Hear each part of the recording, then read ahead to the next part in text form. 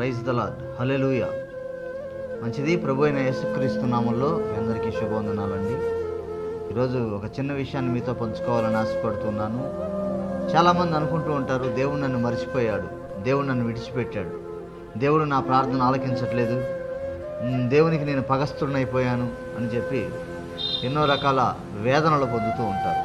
నేను మీకు చెప్పబోయే మాట ఏమిటి అంటే, యెషయా గ్రంథము 66వ అధ్యాయము 13వ వచనంలో, ఒకని తల్లి వారిని ఆదరించినట్లు నేను మిమ్మల్ని ఆదరించదను అని ప్రభు మాట్లాడుతూ ఉన్నాడు. ఒకని తల్లి వారిని ఆదరించినట్లు నేను మిమ్మల్ని ఆదరించదను అంటున్నాడు. ఈరోజు దేవుడు మనందరినీ కూడా మర్చిపోయాడు అని ఎవరు కూడా అనుకోవద్దండి. దేవుడు మర్చిపోలేదు.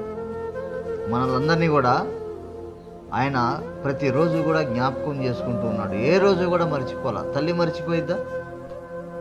ఈ శరీరక సంబంధంగా మరి ఈ లోకంలో పుట్టిన మనకి జన్మించినటువంటి తల్లే మనల్ని మర్చిపోదు. మరి మన తల్లిని, మరి తాత ముత్తాతలను అందరినీ పుట్టించిన దేవుడు ఎలా మర్చిపోతాడు? మర్చిపోడు కదా. నిన్ను నన్ను పుట్టించిన దేవుడు మనల్ని మర్చిపోటానికి కాదండి పుట్టించింది.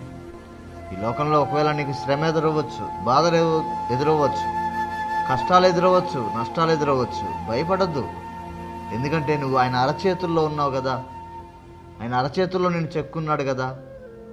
అరచేయి కంటికి సమీపంగా రాగలుగుతుంది. తెలుసా నీకు? అంటే మనం ఆయన అరచేతిలో ఉంటే మనకు బాధ కష్టం వచ్చినప్పుడు ఎక్కడికి వెళ్తున్నాం?